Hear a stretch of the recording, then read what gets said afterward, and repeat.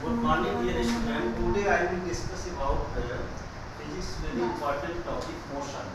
Now see, speed is equal to distance upon time. Unit distance in meter and time in second, so it will be meter per second. Velocity displacement upon time, unit is meter per second.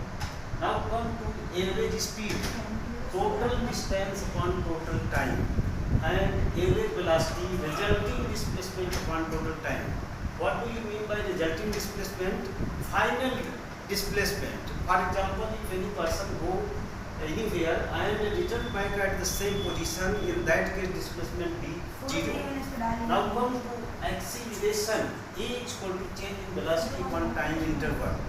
So v minus u, this is final velocity and u is initial velocity, t is time. So v minus u upon t, this is acceleration. Now come to equation of motion. Dear student, there are three equations. V is equal to u plus at. Second, s is equal to ut plus half at square. V square minus u square is equal to 2as.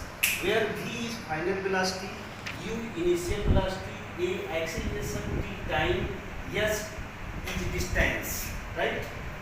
And in the case of if any object is thrown upward direction, in that case minus g act, and in that case the equation becomes v is equal to u minus gt, s is equal to x is equal to ut minus half gt square, v square is equal to u square minus 2ts. And in other case, if object is falling down, in that case plus g act and the equation becomes with sign plus g. Now come to in VT graph, it is a y-axis show v and this is a x-axis show t.